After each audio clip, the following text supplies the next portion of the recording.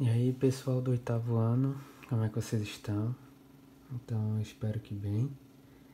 Vamos hoje concluir esse assunto sobre independências dos países da América Espanhola e Francesa. Nesse slide de hoje, a gente vai falar sobre a independência mexicana, independência cubana, independência uruguaia, porto-riquenha, dentre outros. Vamos começar aqui pela independência mexicana. Então, no México, os camponeses desejavam terras para plantar.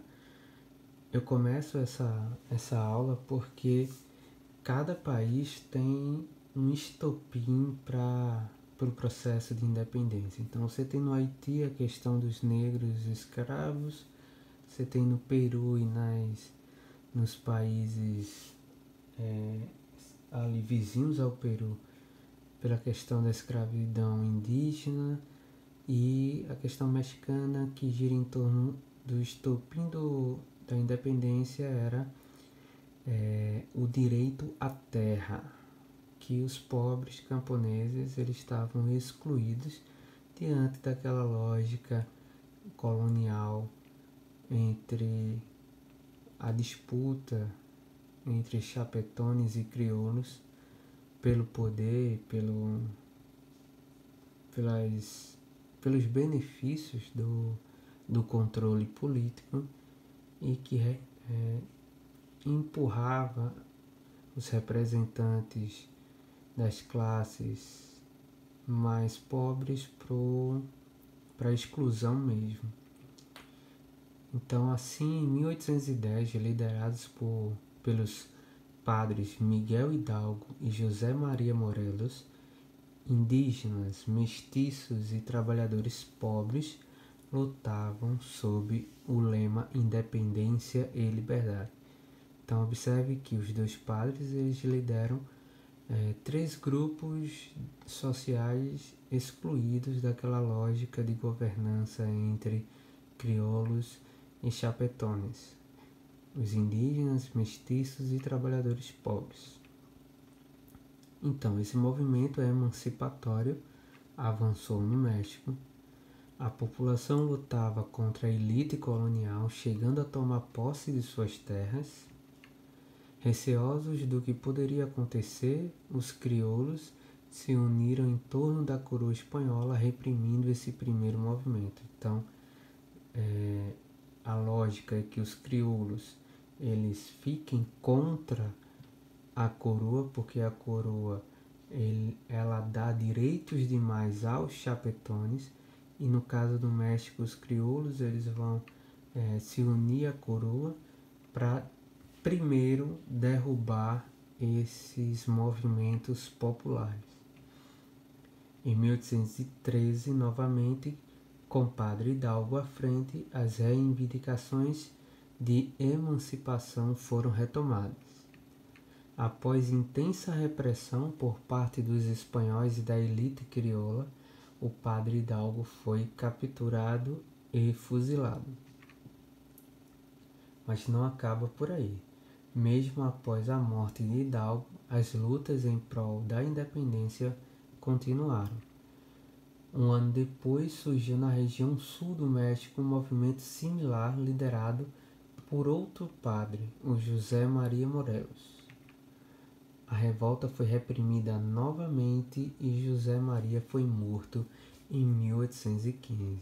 Então aí os dois líderes eles são executados e as duas fases desse movimento de independência foi derrotado pela elite crioula e pela coroa espanhola. Porém, mais uma vez, o processo de independência mexicana não acaba com a segunda morte dos líderes desse processo. Então aí você tem do lado esquerdo o Hidalgo e do lado direito o Morelos, ambos padres e líderes das duas primeiras fases da independência mexicana. E aí você tem o último, o Agustín de Iturbide, que na imagem acima está sendo coroado imperador do México, sob o título de Agustín I. Então, a libertação do México aconteceu com Agustín de Iturbide em 1821, quando assinou o Acordo de Iguala com o líder das manifestações populares chamado Guerreiro. Governando como Agustín I, Iturbide se autoproclamou imperador e não cumpriu os termos do mesmo acordo que propunha a monarquia no México com igualdade de direitos políticos para os nativos e os crioulos. Uma coisa bem surreal que a elite fosse ser equiparada com o resto da população e ficasse por isso mesmo. Assim, em 1823, as elites crioulas derrubaram Agustín I e proclamaram a República do México. Então, esse Império do México não durou nem 2 anos de existência e foi derrubado e proclamado no lugar da monarquia a República Mexicana, que dura até os dias de hoje. Então, o caso agora de Cuba, Porto Rico e Uruguai. Os Estados Unidos temia que, ao desmoronar o Império Espanhol nos territórios de Cuba e Porto Rico, a elite crioula desses lugares não fosse capaz de controlar as revoltas e as agitações dos escravizados e das classes populares desses territórios. Até porque a América do Sul já tinha passado por esse processo, o México também tinha, então os Estados Unidos via os movimentos de emancipação com alegria, porque era uma separação da América com a Europa e os Estados Unidos como um país já despontando como potência mundial, via a emancipação como uma forma dos americanos dominarem as novas nações americanas. Porém, isso só seria possível se a elite crioula tomasse as rédeas dos processos de independência e afastasse os setores mais populares.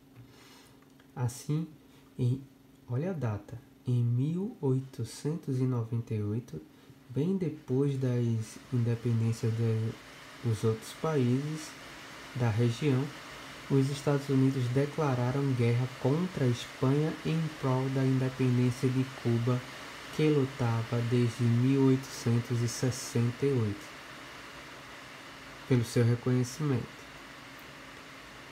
Derrotado, os espanhóis assinaram a Declaração de Independência de Cuba em 1898. Os Estados Unidos ficaram com o território de Porto Rico e Filipinas, território espanhol localizado no Pacífico. Então, olha, daí, a partir disso você começa a entender as relações entre Estados Unidos e Cuba hoje em dia. Desde 1898, que os Estados Unidos ele passou a dominar Cuba como um território tutelado pelos Estados Unidos, certo? Não só Cuba, mas Porto Rico também. Qual é a diferença aí de Porto Rico e Cuba? Em 1902, o Senado estadunidense aprovou a chamada Emenda Platt, que conferia aos Estados Unidos até 1933 o direito de intervir em Cuba sempre que seus interesses econômicos e políticos fossem ameaçados por outros países. Mas olha que interessante, foi o Senado norte-americano que aprovou uma emenda que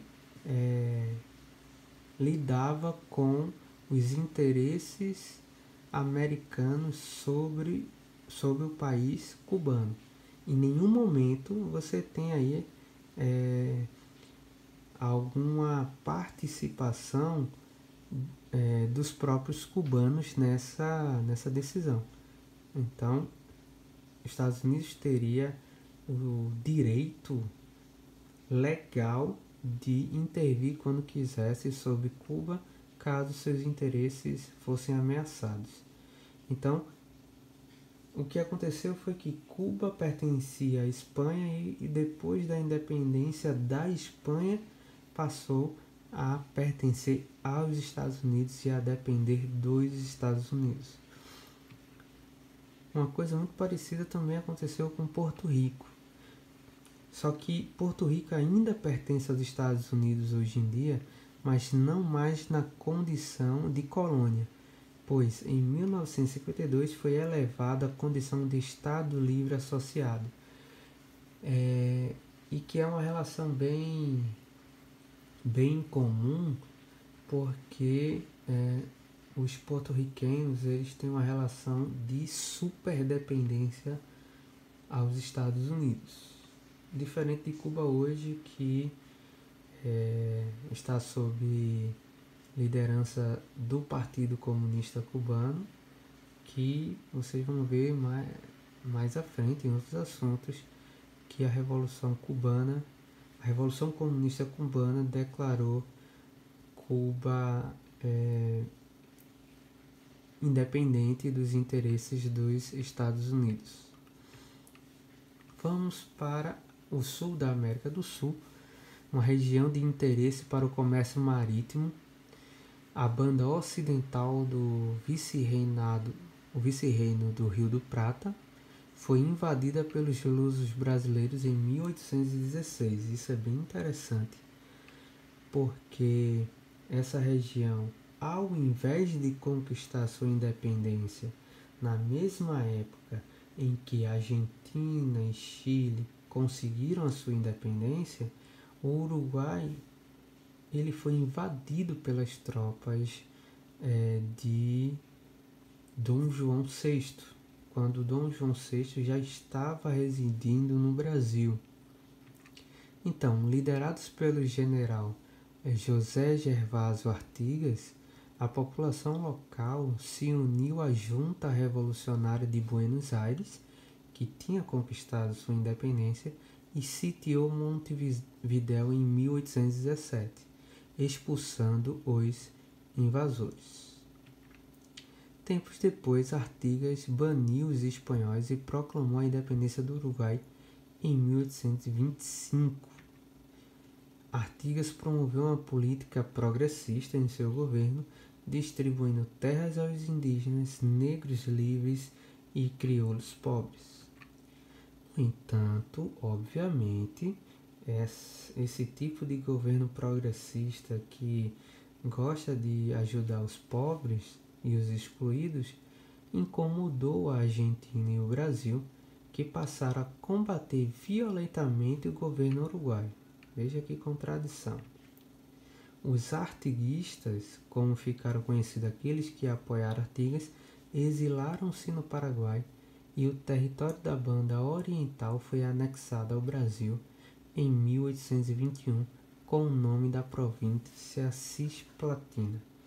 Então o Uruguai passou alguns anos pertencendo ao Brasil como uma província igual a Pernambuco, a Rio de Janeiro, a São Paulo, enfim, o Uruguai não era um país, era uma província do Império Brasileiro. Na verdade, luso brasileiro, porque o Brasil nessa época não era independente ainda, era governado pelo príncipe regente Dom João VI aqui no Brasil. Outras independências. O México anexou a Capitania Geral da Guatemala em 1821, logo depois da sua independência, né? Porém, influenciado pelos diversos movimentos de independência pela América, a região rompeu com o governo do México e formou as Províncias Unidas da América Central.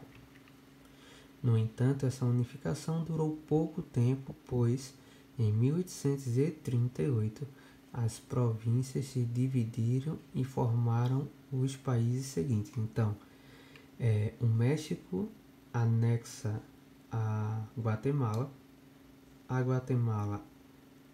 consegue proclamar a independência e forma as Províncias Unidas da América Central, e depois cada região vai proclamar a independência e formando os países Guatemala, Honduras, El Salvador, Nicarágua e Costa Rica. Bom, gente, então vamos reveja essa aula e realize suas atividades. E se você tiver alguma dúvida, reveja as outras videoaulas sobre as independências dos países latino-americanos, tá bom? Bons estudos para vocês e até a próxima aula.